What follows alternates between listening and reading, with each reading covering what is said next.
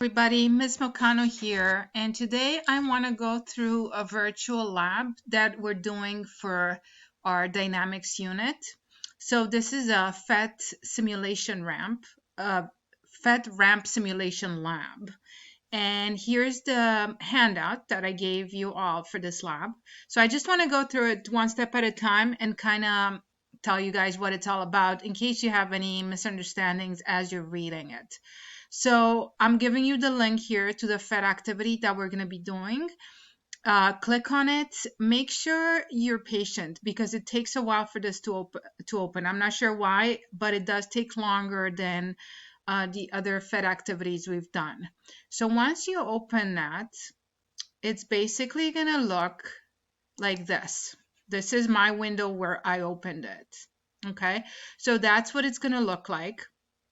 And I want you guys to pay particular attention to these settings. So I would actually encourage you to just play around with it for a little bit and see what different things do. But as you're doing the lab, these settings are going to be really important. So you want to make sure that whatever part of the lab you're on, your settings are correct. So there's the ramp angle, that's really important. The object position is something that's going to be varying throughout the lab. The object position is indicated here in this visual. So minus 10 meters, minus 8, minus 6, and so on. The angle of the ramp is right here. And you can change it by simply entering values in here. So you can click on the box and enter a value, or you can move this, this thing right here and change it to the position or to the value that you wanna do in the lab. You can also hit reset all at any time, and it's gonna ask you if you wanna reset all settings, and it will bring you back here. Another input that you can have, and you will have, I'm asking you to change this throughout the lab, is the applied force. So this robot right here can apply a force to the box. So if I enter 700 newtons, for example, it's going to apply that, as you can see right here. Another setting you can change is the object that the robot is pushing. So it could be a crate, a filing cabinet, whatever. You can see right here. And for each one of these objects, you are given the weight, the mass of the object, as well as the coefficient of friction between the object and the surface. And you can have, you're given a coefficient of kinetic friction and static coefficient of friction.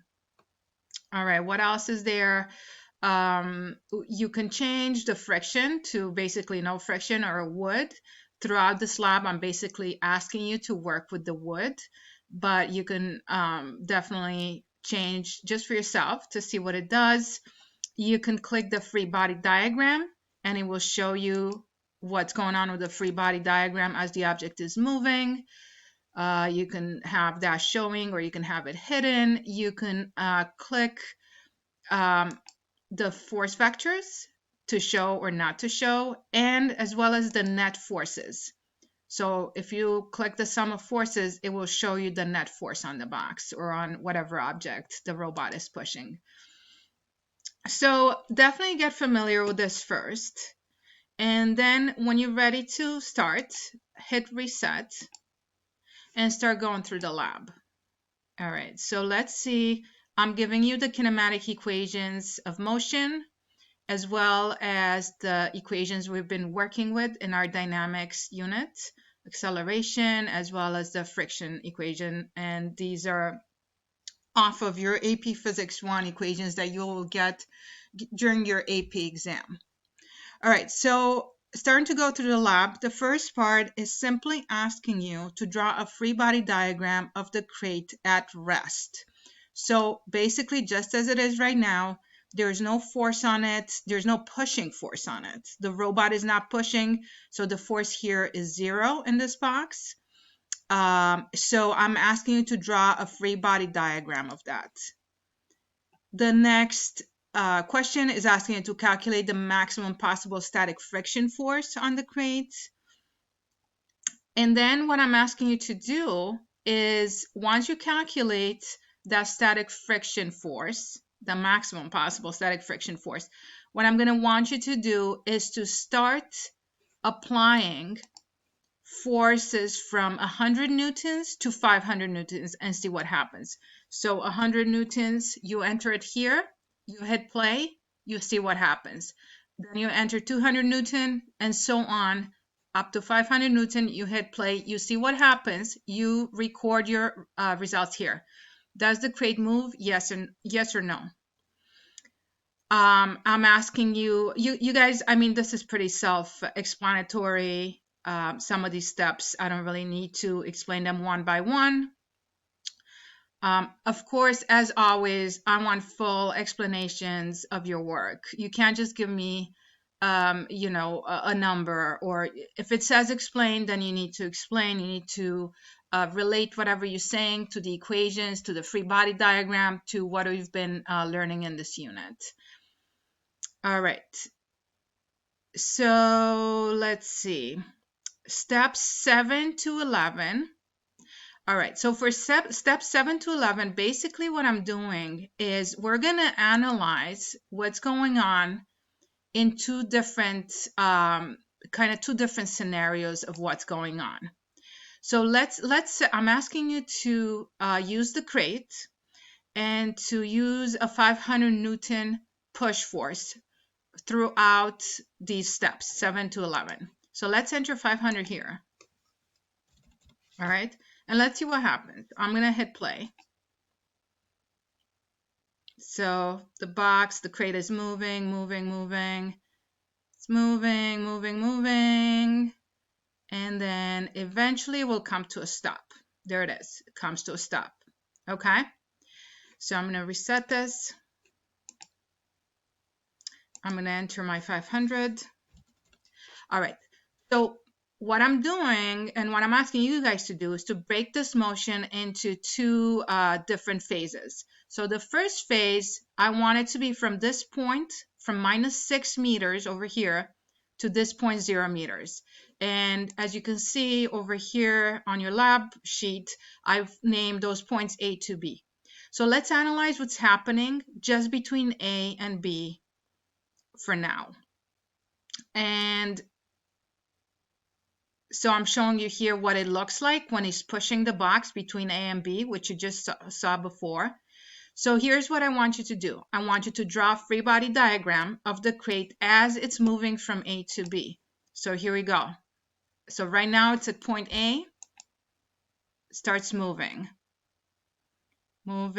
all the way to point B, which is going to be a 0. There it is. Okay, so between point A and point B, I want you to draw a free body diagram of what's happening. I want you to set up Newton's second law equations just like we've been doing for the past 2 and more weeks. I want you to do that in a horizontal, vertical direction. Show me, label all the forces, show me what force goes into what equation, just show all your work. Then I want you to calculate the kinetic friction force acting on the box and the acceleration of the box. This is going to come straight out of your equations that you're setting up and out of your free body diagram. Now, the last step, step 11, is using the acceleration that you found in this step 10. And assuming that your crate is starting at rest at point A over here, I want you to use your kinematic equations, which again are these guys up here, the first 3. I want you to pick the right kinematic equation and figure out what is, so if I know that my box starts at 0 velocity over here and is traveling between A and B with a certain acceleration that you just calculated, and you know the distance between A and B, then what is the velocity of the crate at point B? Okay, so that's going to be your number 11. Moving on, now we're going to analyze what's happening between point B and point C. So basically now we're looking at right here where the box just starts going up the ramp all the way, what's happening all the way to point C. Point C being right here where it stops. It's no longer moving. That is your point C. All right, so I'm indicating that right here. Now make sure this entire time that we're doing this, you got to make sure your force is set at 500 newtons. You got to make sure your settings here, your ramp angle, your object position is going to change, obviously, because the box is moving. But your ramp angle should not change. That should be at 30 degrees the entire time. So make sure you don't accidentally hit something and somehow get the wrong thing in there. All right, so again, we're going to be doing the exact same thing we talked about before. You're going to draw a free body diagram for this portion only. For now, we're just talking B to C. Going to draw a free body diagram, set up your Newton's second law, X and Y direction, or now we're talking about on an incline. Remember what we did in our problems in class. Your X and Y directions are different than they were here on the flat portion, and you should know how to set that up. You're going to calculate the acceleration of the box. And then what I want you guys to do is using your acceleration that you just calculated for this portion, B to C, and using your kinematic equations, I want you to figure out how far up this ramp does that box travel. So you basically have a lot of information. You know your velocity at point B because you calculated it before. So you know the starting velocity of the crate. You know the acceleration of the crate as it's traveling up this ramp. You should know the final velocity of the crate up here at point C when it stops. And what I'm asking you to calculate is the distance between B and C. And you should be able to do that by using the correct kinematic equation. And then I want you to check that that distance that you just calculated actually matches with the distance, the object position that is given to you by PhET. If it doesn't match, then you need to go back over your equations and figure out what's going on, or just go back through your work. If you think there's a discrepancy, then you need to explain to me why there's a discrepancy. Okay? Finally, let's see. These last few questions are qualitative. What that means is that I don't necessarily want you to plug in numbers, but I do want you to explain why changing certain things changes the result. So for this first part, number 18, I'm asking you to keep things the same as they were. So I'm going to reset. And part 18 is asking you to apply the force at 500. So I'm going to put that right here at 500. All right. And then what it's asking you to do is to change the object, I believe. Let me see. Yes. So I'm asking you to do the exact same thing we just did, but now for all these different objects. So let's pick the filing cabinet and run the same thing. Just run the simulation over and over again with the exact same things, but just for different objects. Now you see this filing cabinet slams in the wall basically, and it stops the motion. If that happens in this table, what I want you to say is just max, as in maximum, because we don't really know what that distance, we don't know what the distance this filing cabinet would have gone if this wall wasn't here. All we know is that it slammed into the wall. So when that happens, I'm telling you right here to write max for maximum in the table. All right, so you guys can fill in this table. The mass, the mu, coefficient of friction, mu k, mu s are given to you for each object right here. Let's see, I'm kind of running out of time. I got one more minute. Number 19. I want you to, you know what, I'm actually going to continue this in a different video because it's going to cut me off in a few seconds. So watch the next video I post on this and I will continue going through the rest of the problems. See you guys in the next video.